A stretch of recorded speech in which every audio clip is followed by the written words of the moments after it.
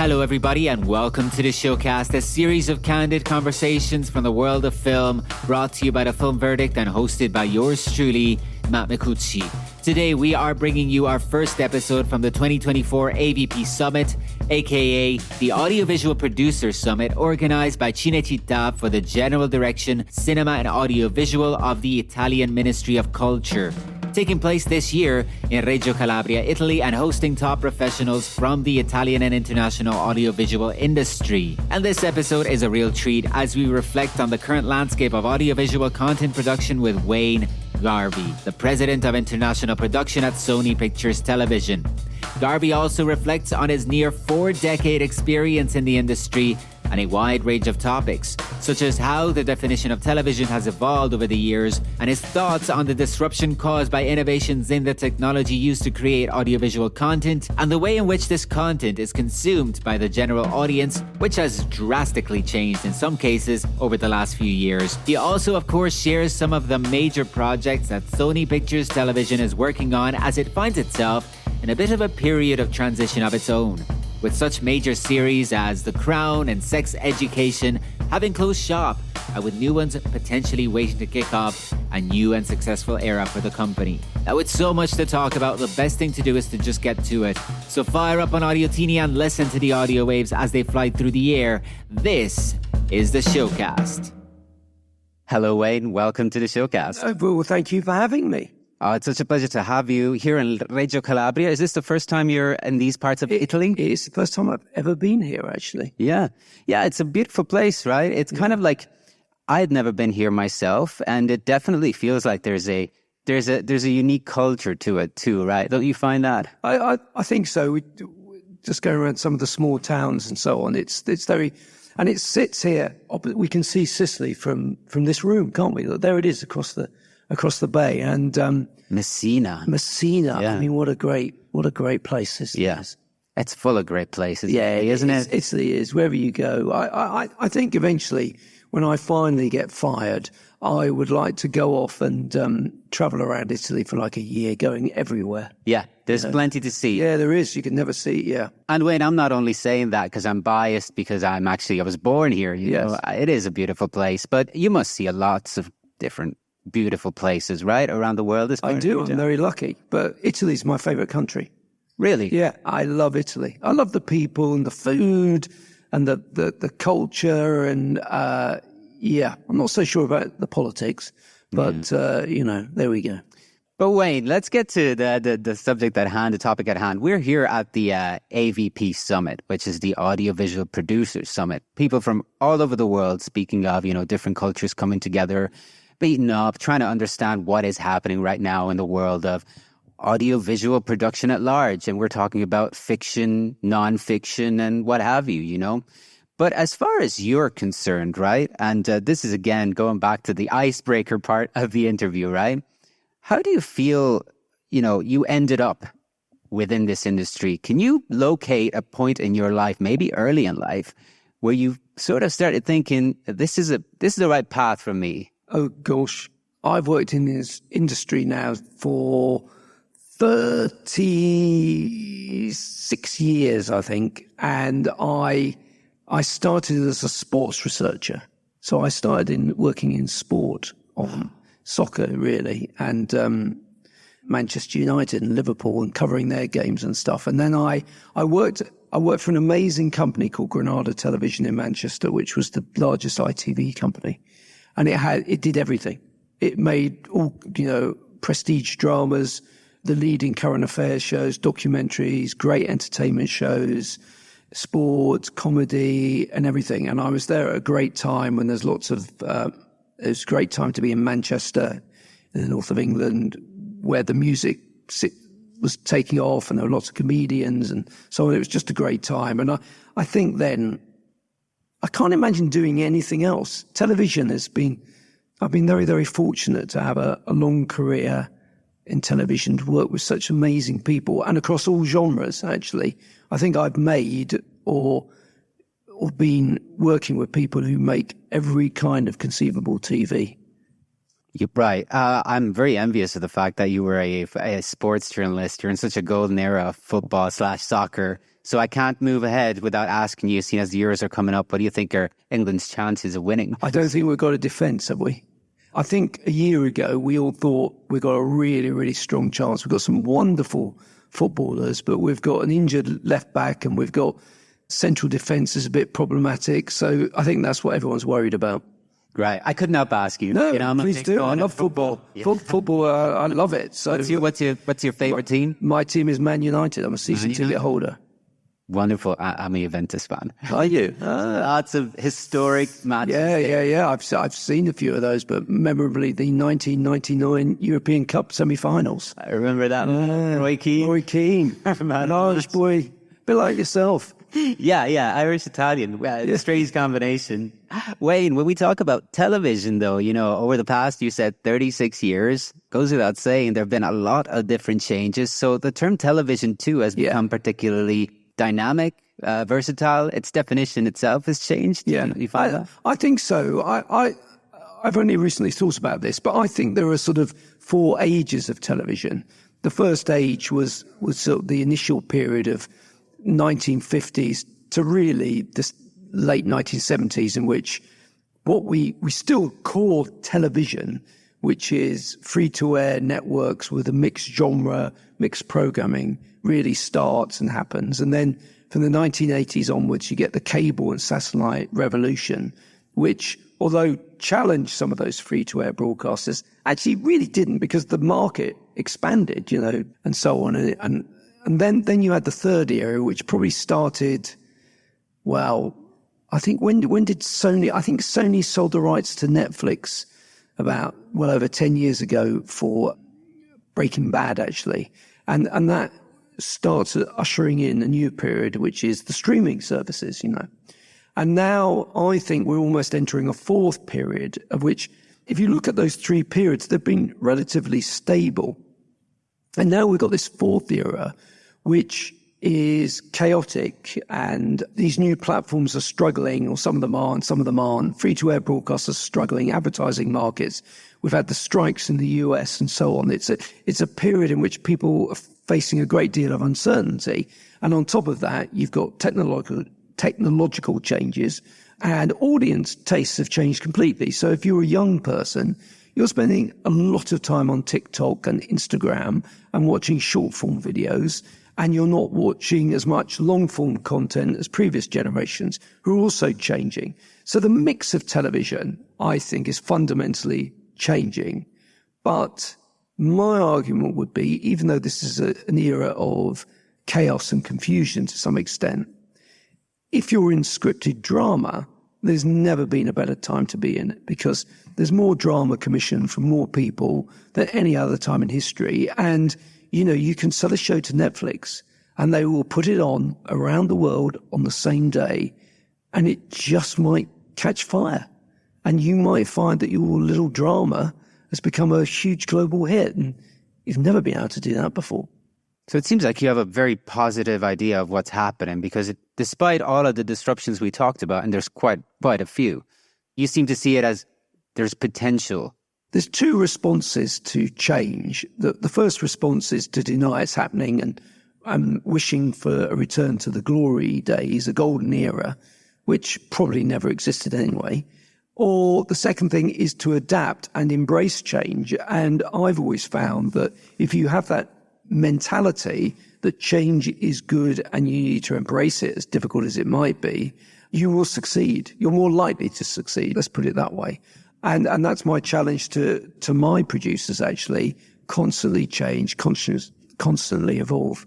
You did mention as well, a short form content. Yeah. Referring to TikTok in particular, hugely successful and popular among especially the young audiences. So that kind of prompts thoughts about whether this will impact later viewing of this audience. I think so. I mean, it's interesting. I've got 2 daughters, and my oldest one is a creator, I suppose, and she has an Instagram channel and also a YouTube channel, and posts on Instagram and TikTok, and she talks about that. That's her career. She makes her own videos, and that's what she does.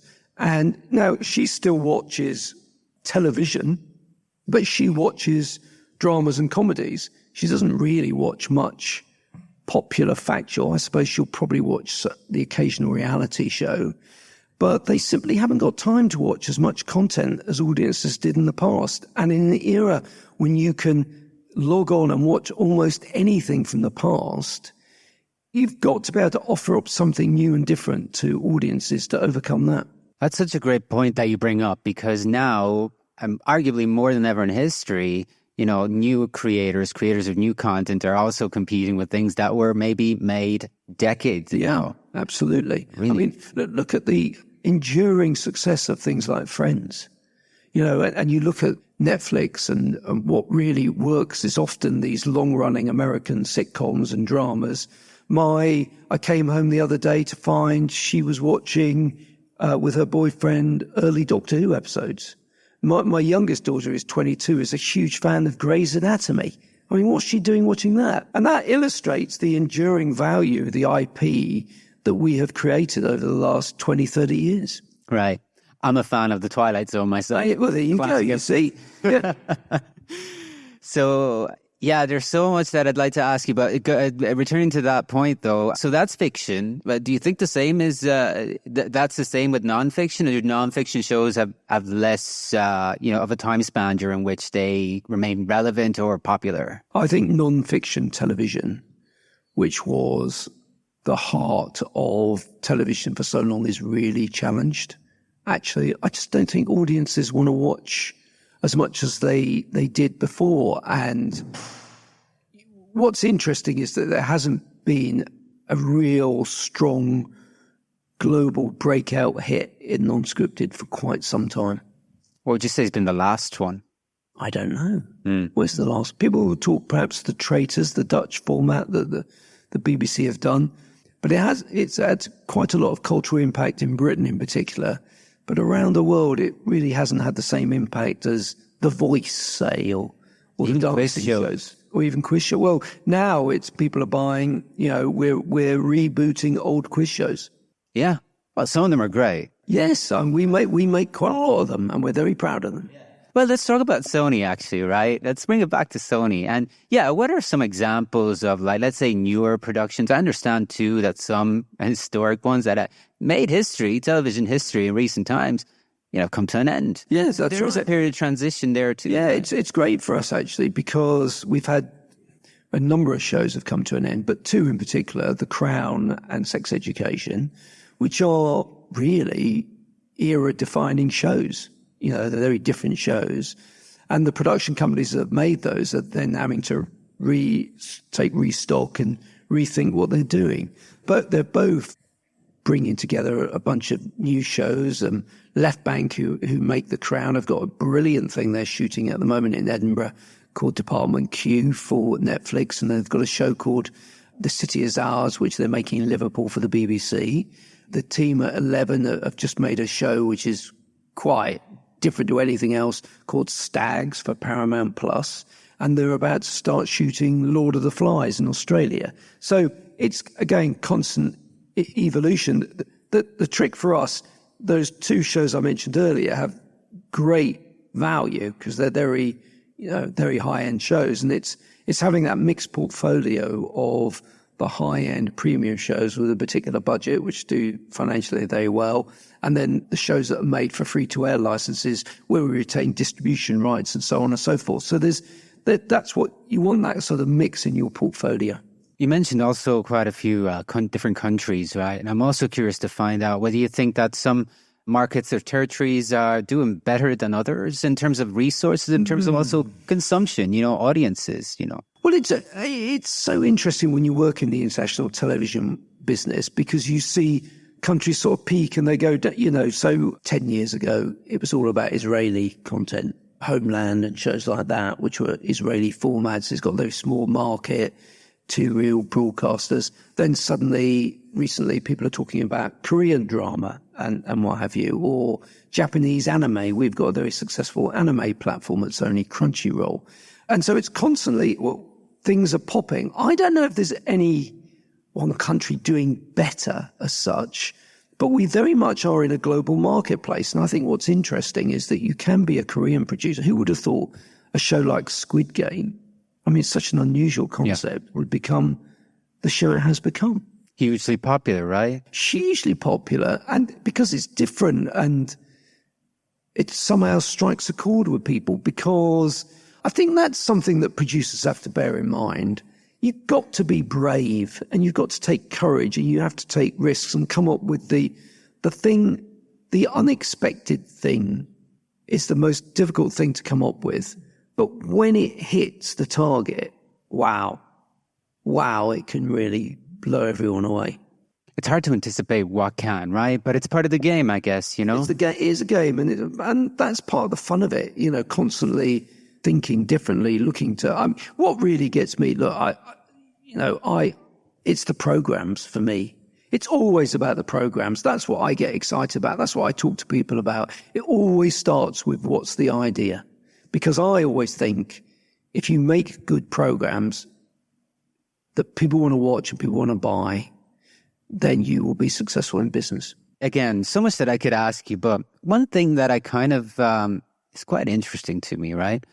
Something that is causing disruption at the moment. I don't know what your opinion is about it, but I am curious about it. There's been a lot of talk of it. It's impacting every aspect of our cultural lives, and that's artificial intelligence. Yeah. Is this something that you're also thinking about, how it can help, but also how it can be a negative? I think it's really too early to really come to terms with it. Yeah, I think there's one thing, which is AI and its technology will probably make the process of production easier. And, effects, we use effects that are often AI driven, etc.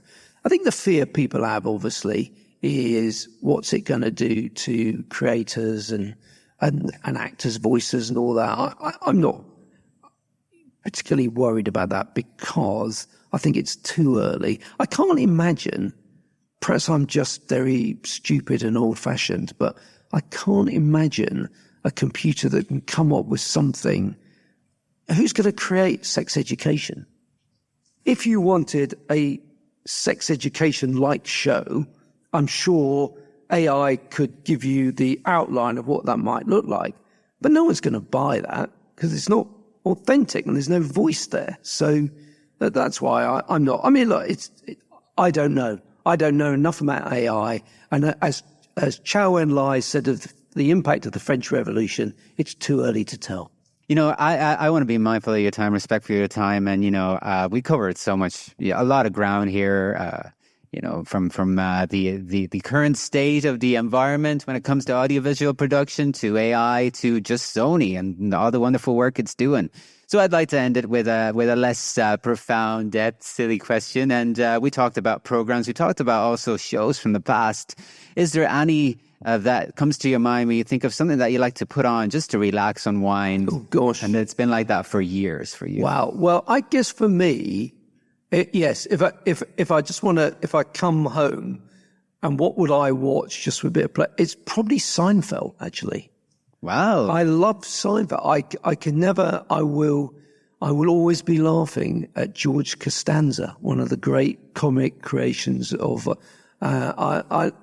that's interesting. Yeah. That, or you'll appreciate this. I had a night on my own on Sunday before I came out and I thought, what am I going to watch?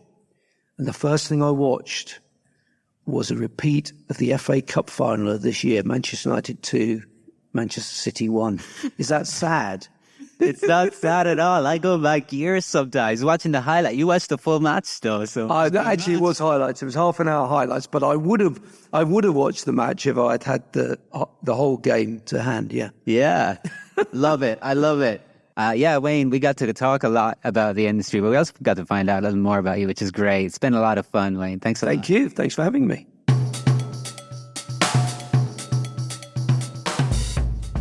Well, I hope you enjoyed this conversation from the Audiovisual Producers Summit of 2024 taking place in Reggio, Calabria, Italy. And let me take this opportunity to remind you that there's plenty more great podcast conversations with film industry professionals, audiovisual professionals, and creatives from all over the world that you can discover over at filmverdictnetwork.com, whether you work in the audiovisual industry or would like to find out more about it. And to make sure you never miss an episode, you can look for us by entering TFV Network and following us wherever you get your podcasts from. Till the next time, from the Film Verdict, this is Matt Micucci signing off. See you soon.